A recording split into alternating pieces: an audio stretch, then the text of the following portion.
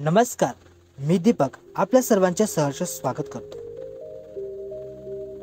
आदरणीय व्यासपीठ उपस्थित मान्यवर, वंदनीय गुरुजन वर्ग तसेच इथे उपस्थित माझ्या विद्यार्थी मित्र मैत्रिणी, आज मी आपल्याला भारताचे माजी पंतप्रधान आणि महान स्वातंत्र्य सेनानी पंडित जवाहरलाल नेहरू यांच्याबद्दल भाषण सांगणार आहे।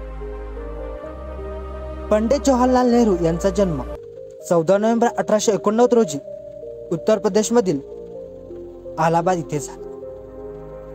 त्यांच्या वडिलांचे नाव मोतीलाल नेहरू असे होते। ते एक सुप्रसिद्ध वकील होते व त्यांच्या आईचे नाव स्वरूपराणी नेहरू असे होते। नेहरूंना लहानपणापासूनच शिक्षणाची आवड होती।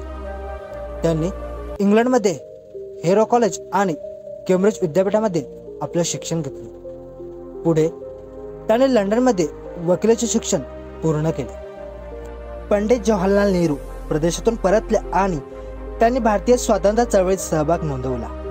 त्यांनी महात्मा गांधीजींच्या मार्गदर्शनाखाली अहिंसा आणि सत्याचा मार्ग स्वीकारला।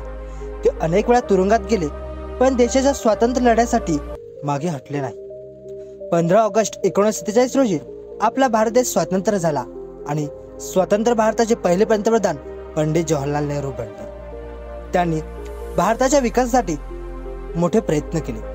औद्योगिकरण, विज्ञान, शिक्षण, शेती या सर्व क्षेत्रात प्रगतीचे नवे मार्ग दाखवले व त्यांनी भारताच्या लोकशाहीचा पाया मजबूत केला।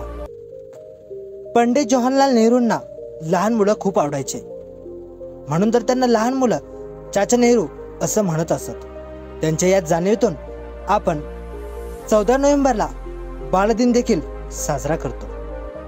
पंडित जवाहरलाल नेहरू म्हणतात की आराम हराम आहे आणि स्वप्न मोठे बघा, कारण विचार जितका मोठा तेवढे कार्य महान होते। अशा अनेक प्रेरणादायी गोष्टी त्यांनी सांगितल्या।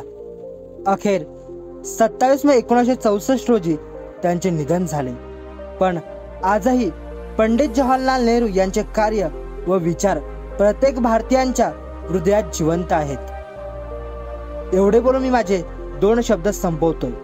मित्रांनो, अशाच प्रकारचे शैक्षणिक व्हिडिओ पाहण्यासाठी आमच्या YouTube चॅनलला लाईक, शेअर आणि सबस्क्राईब नक्की करा। आणि तुम्हाला पुढील व्हिडिओ कोणत्या स्वातंत्र्य सेनानीवर हवा आहे आम्हाला कमेंट बॉक्समध्ये नक्की कळवा। भेटूया पुढील व्हिडिओसह, तोपर्यंत नमस्कार।